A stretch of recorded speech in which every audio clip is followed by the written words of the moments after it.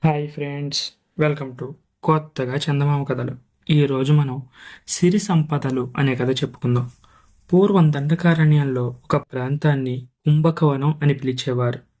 ఆ వనం కుంభకుడనే రాక్షసుడిదని, ఆ రాక్షసుడు అరణ్యంలోనే ఎక్కడో ఒక చోట భూగర్భంలో పెద్ద కోట నిర్మించుకుని ఉంటున్నాడని జనం చెప్పుకునేవారు. కానీ ఆ రాక్షసుణ్ణి చూసిన వారెవరూ లేరు. అతను ఎవరిని ఎప్పుడూ బాధించలేదు కూడా. తలవని తలంపుగా అక్కడ నివసించే వారికి మేలు జరుగుతూ ఉండేది కూడా. కొందరికి బంగారం దొరికేది. కొందరు కట్టెల కోసం వెళ్తే మామూలు చెట్ల మధ్యన అనుకోకుండా చందనం చెట్టు దొరికేది. కొందరు కలప కోసం చెట్లు నరికితే చెట్ల బోదెల్లో నగల మూటలు కూడా దొరికాయి. ఇదంతా కుంభకుడి చలవేనని ఆ ప్రాంతాల్లో ఉండే వాళ్ళంతా అనుకునేవారు. కుంభకుడంటే చాలా మందికి గౌరవ భావం ఉండేది. ఈ వనంలో అక్కడక్కడ కుటీరాలు వేసుకుని పేదవాళ్ళు జీవిస్తూ ఉండేవారు. వారికి కావలసిన అనేక పదార్థాలు అడవిలో దొరికేవి. కష్టపడి జీవించే వారికి జీవితం సుఖంగా గడిచేది. అడవిలో ఉండేవారికి అప్పుడప్పుడు విచిత్రమైన మనుషులు కనపడేవారు. వారు అడవిలో నివసించే మనుషులు కారు. కానీ వాళ్ళతో మాట్లాడి సహాయపడిన వారికి త్వరలోనే ఏదో ఒక మేలు జరిగేది. ఆ కనిపించిన మనిషి కుంభకుడేనని అడవిలో నివసించేవారు అనుకునేవారు. ఈ కుంభకవనంలో కర్దముడనే పేదవాడు ఒక కుటీరం వేసుకొని తన భార్యతోనూ ఏడాది వయసు గల కొడుకుతోనూ జీవిస్తున్నాడు. అతని భార్య పేరు రేవతి, కొడుకు పేరు గోపాలుడు. కర్దముడు 25 వయసు కలవాడు, మంచి బలశాలి. రోజంతా అడవిలో కష్టపడి కట్టెలు కొట్టి కలప కోసి తన కుటుంబానికి సరిపడినంత సంపాదించుకునేవాడు. అతనికి కావలసిన ఆహార పదార్థాలన్నీ అడవిలో దొరికేవి. అతనికి భార్య మీద, కుమారుడిపైన చాలా ప్రేమ. ప్రతిరోజు అతను తన పని పూర్తి చేసుకున్నాక ఇంటికి వచ్చేటప్పుడు భార్య కోసం సువాసన గల అడవి పువ్వులు, కొలనులో తామర పువ్వులు, రుచిగల పళ్ళు కోసి తెచ్చేవాడు. ఒకనాటి సాయంత్రం రేవతి వంట చేస్తుంది. కర్దముడింకా అడవి నుంచి ఇంటికి వచ్చే వేళ కాలేదు. మాకు జీవితం సుఖంగానే వెళ్ళిపోతుంది, కానీ నా భర్త ఇంత కష్టపడడం ఏం బాలేదు. అసలే శీతాకాలం. పొద్దుపోయి చలికి వణుకుతూ ఇంటికొస్తాడు. అదే మా దగ్గర పుష్కలంగా డబ్బుంటే ఈ బాధ లేదు కదా అనుకుంది. ఆమెకు పొయ్యిలో ఎర్రగా ఎర్రగా కాలే బొగ్గులు బంగారంలా కనపడ్డాయి. అది నిజంగా బంగారమైతే ఎంత బాగుండును అనుకున్నది రేవతి. సరిగ్గా అదే సమయానికి ఎవరో తలుపు తట్టిన చప్పుడైంది. తన భర్త మామూలు సమయం కంటే ముందే వచ్చి ఉంటాడనుకుని ఆమె లేచి వెళ్ళి తలుపు తీసింది. బయట ఎవరో ముసలివాడు భుజాన గోనె సంచిలో ఏదో బరువు వేసుకొని నిలబడి ఉన్నాడు. ఆయన చలికి వణుకుతూ ఉండడం గమనించి రేవతి, "ఎవరు తాత, లోపలికి రండి" అన్నది. "పుణ్యాత్మురాలివి తల్లి, కాసేపు పొయ్యి దగ్గర చలి కాచుకొనిస్తావా? కొంచెం సేపుండి నా దారి నేను వెళ్ళిపోతాను. చలికి ఎముకలన్నీ బిగుసుకుపోతున్నాయి" అన్నాడు ముసలివాడు. ముసలివాణ్ణి లోనికి రానిచ్చి రేవతి బుట్టలో నుంచి కూరలు తీసి ముసలివాడికి కూడా సరిపోయేలా వంట ప్రయత్నం సాగించింది. ముసలివాడు మాత్రం పొయ్యికి దగ్గరగా జరిగి, "మీకంతా సుఖంగా జరుగుతుందా తల్లి" అని అడిగాడు. "జరక్కేం తాత, ఈ అడవిలో మాకు దొరకందేముంది" అన్నది రేవతి. కొంతసేపు గడిచింది. వంట పూర్తి కావచ్చింది. తన భర్త వచ్చేవేళ దాటిపోవడం గుర్తించి రేవతి కారణమేమిటా అని ఆశ్చర్యపడింది. ఆమె తన మనసులో అనుకుంటున్నది విన్నవాడిలాగా ముసలివాడు, "కర్దముడు రోజూ ఇంత ఆలస్యం చేస్తాడా అమ్మా" అని అడిగాడు. రేవతి నిర్ఘాంతపోయి, "నీకాయన తెలుసునా తాత" అని అన్నది. "ఎందుకు తెలియదు తల్లి, ఈ అడవిలో ఉండే అందరినీ నేను బాగా ఎరుగుదును. మీ ఇంటి పక్కగా ఎన్నిసార్లు వెళ్ళానో" అన్నాడు ముసలివాడు. వంట పూర్తయిన తర్వాత కొంతసేపటికి కర్దముడు ఇల్లు చేరాడు. ముసలివాణ్ణి చూసి అతను గుర్తుపట్టలేదు, ఆశ్చర్యపడనూ లేదు. అతను భార్యతో, "ఈ పూట మనకు అతిథి ఉన్నట్టుందే, నాకు ఆకలి దహించుకుపోతుంది, త్వరగా భోజనం పెట్టు" అన్నాడు వేగిరపడుతూ. మగవాళ్ళిద్దరూ భోజనం చేశాక ముసలివాడు రేవతితో, "అమ్మా, నీ ధర్మాన ఈ పూటకు ఆకలి బాధ తీరిపోయింది. ఇక నాకు సెలవిస్తావా" అన్నాడు. వెంటనే కర్దముడు, "ఇంత పొద్దుపోయి అడవిన పడి ఎక్కడికి పోతావు బాబూ, ఈ రాత్రికి ఇక్కడే పడుకో, అసలే చలిరాత్రులు" అన్నాడు.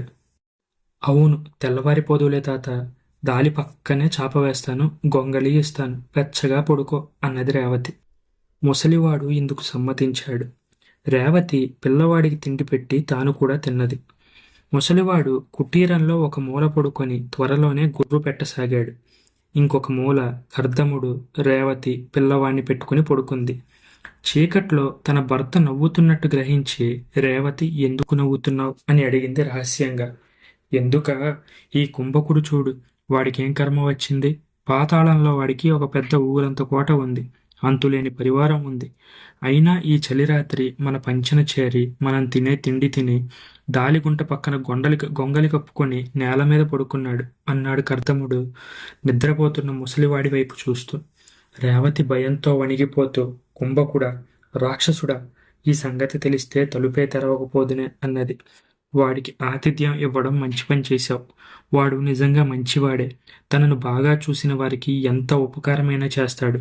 నువ్వు వాణ్ణి లోపలికి రానివ్వకపోతే అప్పుడు ఏదైనా అపకారం చేసేవాడేమో. భోజనం కూడా పెట్టావు కాబట్టి ఇప్పుడేమీ భయం లేదు అన్నాడు కర్దముడు. రేవతి ఆ ముసలివాడి గురించి ఆలోచిస్తూ నిద్రపోయింది. ఆమెకు మళ్ళీ తెలివి వచ్చేసరికి బాగా తెల్లారిపోయింది. రోజు తెల్లవారక ముందే బయటికెళ్లే కర్దముడు ఇంకా నిద్రపోతూనే ఉన్నాడు. ఆమె అతన్ని లేపి, చూడు ఎంత పొద్దెక్కిందో, మనకంటే ముసలాడే నయం. అప్పుడే లేచి మనకు చెప్పనైనా చెప్పకుండా బయటికి వెళ్ళిపోయాడు అన్నది. సంచి వదిలేశాడు ఎందుకో, మనకోసమే వదిలేసి ఉంటాడు, అందులో ఏముందో చూద్దామా అంటూ కర్దముడు మూలనున్న సంచిని బయటికి లాగి దాని మూతికి ఉన్న తాడును విప్పాడు. ఒక్కసారిగా రేవతికి కళ్ళు జిగేలుమన్నాయి. ఏమంటే సంచి నిండా వేలకు వేలు బంగారు మొహరీలు ఉన్నాయి. నేను చెప్పాను కదా, ఆ ముసలాడు కుంభకుడే. ఇంకెవరి దగ్గర ఉంటుంది ఇంత బంగారం? ఇదంతా మన దగ్గర ఉన్నట్టు తెలిస్తే ప్రమాదం. అందుచేత ఖర్చుకు ఒక 100 మొహరీలు ఉంచుకొని మిగతావన్నీ చెట్టు కింద పాతేద్దాం అన్నాడు కర్దముడు. భార్యాభర్తలిద్దరూ కలిసి మొహరీల సంచిని ఇంటికి ముందు చెట్టు కింద పాతేశారు. కర్దముడు ఆ రోజున మామూలు వేళకు అడవికి పోలేదు. అతను ఖర్చు కోసం తీసిన బంగారం పట్టుకొని ఆనందపడుతూ పట్నానికి బయలుదేరాడు. రేవతికి ఇప్పుడు పరమానందంగా ఉంది. ఇక తన భర్త ఒళ్ళు విరుచుకోనవసరం లేదు. ఎంత ఖర్చు చేసినా తరగని ఇల్లుంది. తన భర్త మామూలు వేళకు ఇల్లు చేరకపోతే అడవిలో ఏ పాము కరిచిందో, ఏ చెట్టు విరిగి మీద పడిందో అని తాను హడలిపోనక్కర్లేదు. అతను అస్తమానం ఇంట్లోనే ఉండి పిల్లాడితో ఆడుకోవచ్చు, తనతో కబుర్లు చెప్పవచ్చు. ఆమె ఇలా చాలా పగటి కలలు కంది. కలపతో ఇంకా పెద్ద ఇల్లు వేసుకోవాలి, చుట్టూ పూల చెట్లు వేసుకోవాలి, పిల్లవాడికి ఆట వస్తువులు, బొమ్మలు, మంచి మంచి బట్టలు కొనాలి. తనకు తన పిల్లవాడికి బంగారు నగలు చేయించుకోవాలి, ఇంట్లోకి వెండి సామాగ్రి కొనాలి. ఇలా అనుకుంటూ ఉండగా కర్దముడు బండి మీద తిరిగి వచ్చాడు. బండి నిండా ఇంటికి కావలసిన సామాన్లు అనేకం ఉన్నాయి. ఆ వస్తువులు చూసి రేవతికి పరమానందమైంది. బండి కూడా కొనేశాను. పట్నం పోవాలంటే ఎలాగో బండి కావాల్సిందే కదా. ఇంత డబ్బు పెట్టుకొని అంత దూరం ఎవడు నడుస్తాడు అన్నాడు కర్దముడు. అతని వాలకం చూస్తే పట్నంలో బాగా తాగి వచ్చినట్టు కనబడింది. తీసుకుపోయిన డబ్బంతా అయిపోయిందా, లేకపోతే ఇంకేమన్నా మిగిలిందా అని రేవతి అడిగింది. అయిపోతే ఇంకా లేదా అన్నాడు కర్దముడు కోపంగా. ఉంటే మాత్రం ఉన్నదంతా అలా అర్థం పర్థం లేకుండా ఖర్చు పెట్టుకుంటావా అన్నది రేవతి. నన్నడడానికి నువ్వెవరు? నా ఇష్టం. పంతం వచ్చిందంటే నేను బంగారం అంతా ఇవాళే ఖర్చు చేసేస్తాను అంటూ కర్దముడు ఆమెను తన్నాడు. ఆమె ఎన్నడూ భర్త చేత ఒక్క మాట కూడా పడి ఎరగదు. అతనిలో ఇంత మార్పు వచ్చినందుకు ఆమె విచారించింది. అయినా అతనికి ఎదురు చెప్పడం తనదే తప్పని అనుకుంది. అది మొదలుకొని కర్దముడు రోజూ చెట్టు కింద తవ్వి అంతులేని బంగారం తీయడం, బండి మీద పట్నానికి ఎక్కిపోవడం, బండి పట్టినన్ని వస్తువులు కొనుక్కొని తప్పదాగి ఇంటికి రావడం చేయసాగాడు. ఈ వస్తువులు పెట్టుకోవడానికి చోటు లేదు, కుటీరంలో కూర్చోవడానికి చోటు లేదు. ఎన్నో వస్తువులు ఆరుబయట ఉంచేయవలసి వచ్చింది.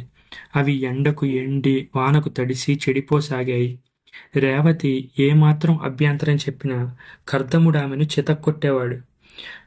ఐశ్వర్యం హెచ్చిన కొద్దీ రేవతికి జీవితంలో సుఖం తగ్గిపోసాగింది. ఇప్పుడు కర్దముడికి తన మీద, పిల్లవాడి మీద కాస్త కూడా ఆపేక్ష లేదు. అతని మనసంతా బంగారం మీద, తాగుడు మీద ఉంది. ఆ బంగారం ఎంత త్వరగా ఖర్చయిపోతుందా అన్నట్టు అతను ప్రతిరోజు అనేక పనికి మాలిన వస్తువులు, ఖరీదైన వస్తువులు కొంటున్నాడు. ఇంతకంటే ఇదివరకే సుఖంగా ఉన్నాం అనుకున్నది రేవతి. తాను ఏదో ఒకటి చెయ్యకపోతే త్వరలో తన భర్త మిగిలిన బంగారం అంతా తగలేస్తాడని అనిపించింది. ఆమె అతనితో పోట్లాడింది. ఈ బంగారం అసలు నీది కాదు, నాది. ముసలివాడు నా కోసం వదిలిపెట్టిపోయాడు. ఇంత ఖర్చవుతున్నది గాని నాకు కావలసిన వస్తువు ఒక్కటి కూడా అమరలేదు. అన్నిటికంటే ముఖ్యంగా మనకు పెద్ద ఇల్లు అవసరం అన్నదామె. నీకేదన్నా కావలిస్తే నన్నడగరాదా? బంగారం నీ చేతికిస్తే ఎలా ఖర్చు పెట్టాలో నీకు తెలియదు అంటూ కర్దముడు పట్నం నుంచి పనివాళ్ళని తీసుకొచ్చి లంకంత ఇల్లు కట్టించనారంభించాడు. ఆ ఇల్లు ఎంతకీ పూర్తయ్యేలా కనిపించలేదు. ఈలోపుగా బంగారం తరిగిపోయింది. కర్దముడు ఇంట్లో లేని సమయంలో ఒకనాడు రేవతి పనివాణ్ణి ఒకణ్ణి పిలిపించి ఈ చెట్టు కింద తవ్వు అంది. వాడు ఎంతోసేపు తవ్వినాక గాని గోతం దొరకలేదు. దానిలో చాలా కొద్ది మొహరీలే ఉన్నాయి. ఇంతేనా అన్నది రేవతి ఆదుర్దాగా సంచి విదిలిస్తూ. ఆమె భయపడినంత అయింది. బంగారం అయిపోయింది. బంగారం అయిపోవడమే అయితే ఇంతకంటే ఇబ్బంది ఉండకపోను. అంతకంటే ఘోరమే జరిగింది. ఆ సాయంకాలం తన భర్త కోసం రాజభటులు వచ్చారు. అప్పుడు కర్దముడు తప్పతాగి ఉన్నాడు. నీకు నిక్షేపం దొరికిందట. రాజుగారికి ఎందుకు తెలియచేయలేదు? నిన్ను పెడరెక్కలు విరిచి కట్టుకు తీసురమ్మని రాజుగారి ఉత్తరమైంది అన్నారు రాజభటులు కర్దముడితో. పెడరెక్కలు విరిచి కడతారుగా అంటూ కర్దముడు వారిపైన గొడ్డలి తీసుకుని కలియబట్టాడు. రాజభటులు కత్తులు తీసుకొని కర్దముణ్ణి పొడిచారు. ఇదంతా చూసిన రేవతి కెవ్వున అరిచింది. ఆమెకు స్పృహ తప్పింది. ఆ మైకంలో ఆమెకు తనను ఎవరో పిలుస్తున్నట్లు వినపడింది. ఆమె కళ్ళు తెరిచి చూసింది. రేవతి, రేవతి అని కర్దముడే ఆమెను పిలుస్తున్నాడు. అప్పుడే తూర్పు తెల్లవారుతుంది. దాలిగుంట పక్క ముసలివాడు కంబలి కప్పుకొని నిద్రపోతున్నాడు. రాజభటులు లేరు, ఏమీ లేరు. ఏంటలా ఏడుస్తున్నావు? పిడకలు గాని రాలేదు కదా అన్నాడు కర్దముడు రేవతిని చూసి నవ్వుతూ. ఎప్పటిలాగా తన భర్త మళ్ళీ కనిపించేసరికి రేవతికి పట్టరాని ఆనందం కలిగింది. అవును, చాలా చెడ్డ కల వచ్చింది అన్నదామె. భార్యాభర్తలు మాట్లాడుకుంటూ ఉండగా ముసలివాడు కూడా లేచాడు. సూర్యోదయం కాబోతుంది. నేను బయలుదేరాలి. నాకింత గంజిపోయి అన్నాడు కర్దముడు. తల్లి, నేనిక వెళ్ళి వస్తాను అన్నాడు ఆ ముసలివాడు. ఉండు తాత, నీకు కూడా కాస్త గంజి పోస్తాను. ఎంత దూరం వెళ్తావో, ఎక్కడ అన్నం తింటావో అన్నది రేవతి. అయ్యో అమ్మ, వద్దొద్దు, ఇప్పటికే ఆలస్యం అయిపోయింది అంటూ ముసలివాడు బయలుదేరాడు. తాత, నీ మూట తీసుకోకుండా వెళ్ళిపోతున్నావు అని కర్దముడు కేకేశాడు. అది కూడా ఎందుకులే బాబు, మోతచేటు. అందులో మీకు పనికి వచ్చేదేమన్నా ఉంటే వాడుకోండి అన్నాడు ముసలివాడు. నేను చెప్పలేదా, నీకు బహుమానం అన్నాడు కర్దముడు రేవతిని చూసి నవ్వుతూ. ఆమె కంగారుగా నాకేం వద్దు, తాతను పట్టుకుపోనివ్వండి అన్నది. కర్దముడు మూలన ఉన్న మూట ఎత్తి, అమ్మా ఎంత బరువుందో, బంగారమేమో అన్నది. వద్దు వద్దు, మనకున్న సిరి సంపదలు చాలు. పరిగెత్తుకుంటూ వెళ్ళి ఆ మూటను తాతకి అప్పగించు అన్నది రేవతి మరింత గాబరాగా. సరే, నీ ఇష్టం అంటూ కర్దముడు మూటతో బయటికి వెళ్ళాడు. రేవతి గుండెల మీద నుంచి పెద్ద బరువు దిగిపోయినట్లయింది. వల్లమాలిన సిరి సంపదల వల్ల దుఃఖమే గాని సుఖం లేదని ఆమె తనకు వచ్చిన కల ద్వారా అది వరకే బాగా తెలుసుకొని ఉంది. ఈ కథ మీకు నచ్చినట్లయితే దీన్ని లైక్ చేయండి, మీ ఫ్రెండ్స్ అందరికీ షేర్ చేయండి. అలాగే మన ఛానల్ని సబ్స్క్రైబ్ చేసుకోవడం మాత్రం అస్సలు మర్చిపోకండి. Thank you friends.